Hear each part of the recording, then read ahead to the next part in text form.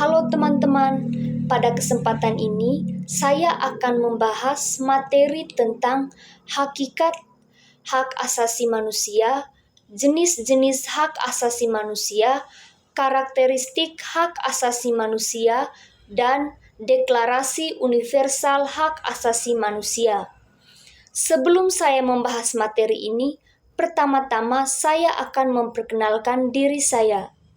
Perkenalkan, nama saya Maria Vartsugita, NPM 211031116, kelas 2021C, Program Studi Pendidikan Guru Sekolah Dasar.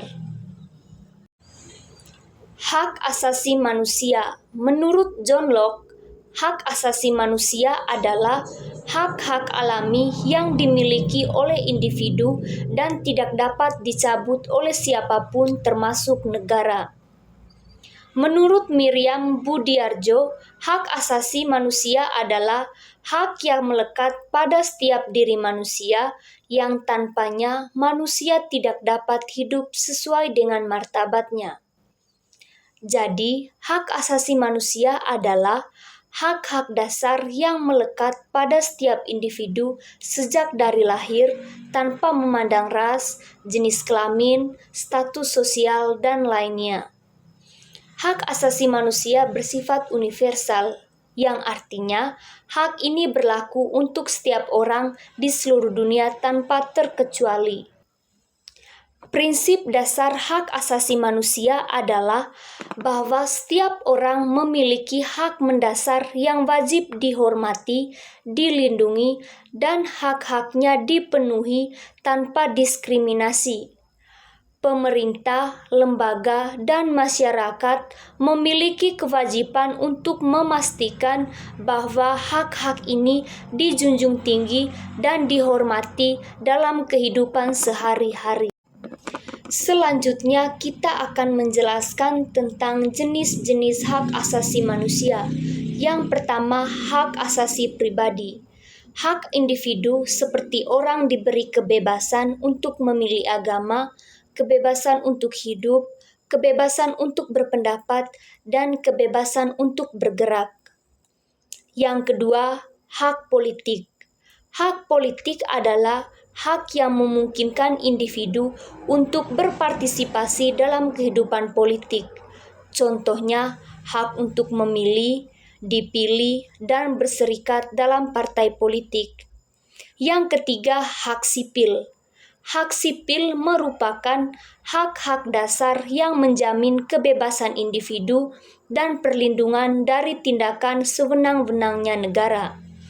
Contohnya, hak atas kehidupan, kebebasan berbicara, beragama, dan memiliki properti. Yang keempat, hak ekonomi, sosial, dan budaya. Ketiga hak ini merupakan hak-hak fundamental yang dimiliki setiap individu untuk mencapai kesejahteraan hidup dalam bidang ekonomi, sosial, dan budaya. Hak ekonomi, sosial, dan budaya meliputi hak atas pekerjaan, pendidikan, kesehatan, jaminan sosial, serta partisipasi dalam kehidupan budaya masyarakat. Yang kelima, hak kolektif atau solidaritas. Hak kolektif atau solidaritas merupakan hak asasi manusia yang dimiliki secara bersamaan oleh suatu kelompok atau masyarakat, bukan hanya perorangan. Hak kolektif atau solidaritas mencakup hak atas pembangunan, perdamaian, lingkungan yang sehat, serta sumber daya alam. Hak-hak ini sering membutuhkan kerjasama internasional untuk pemenuhan yang efektif. Selanjutnya, kita akan membahas tentang karakteristik hak asasi manusia. Secara umum, hak bersifat kodrati, artinya hak asasi manusia menjadi kodrat dari setiap manusia.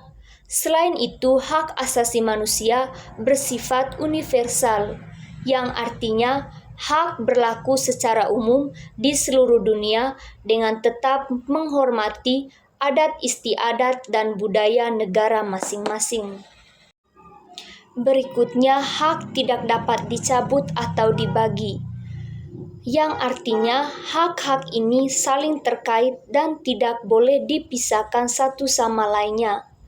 Yang ketiga, hak dilindungi hukum, artinya hak-hak ini ditetapkan dalam hukum nasional dan internasional sehingga negara wajib melindungi dan memenuhi hak-hak tersebut.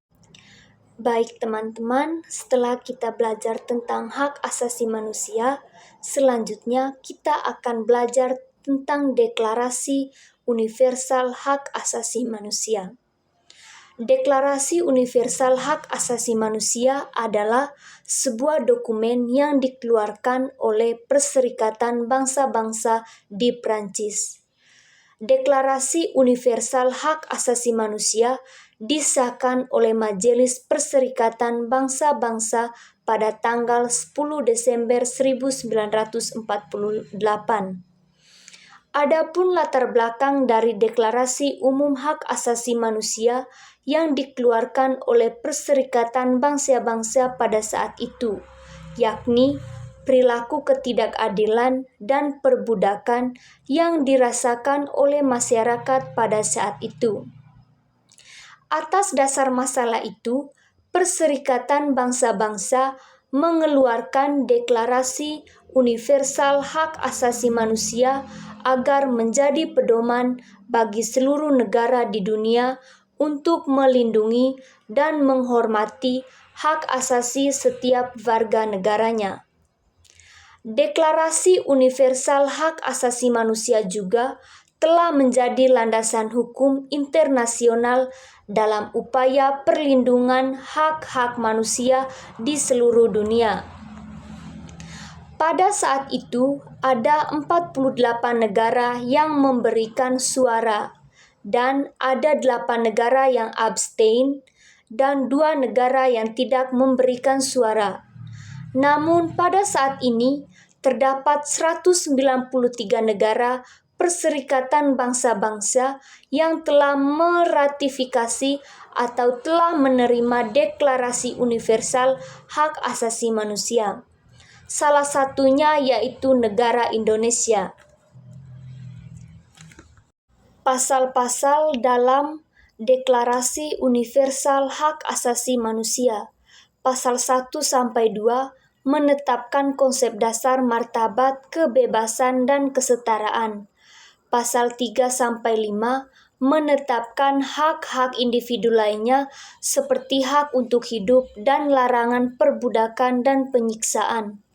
Pasal 6-11 merujuk pada legalitas mendasar hak asasi manusia dengan solusi khusus yang dikutip untuk pembelaannya ketika dilanggar.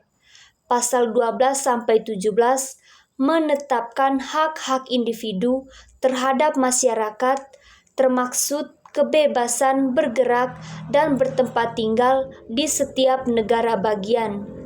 Hak kewarganegaraan, hak atas properti, hak atas kewarganegaraan, dan hak atas waka. Baik teman-teman sekalian, sekian perjumpaan kita. Terima kasih.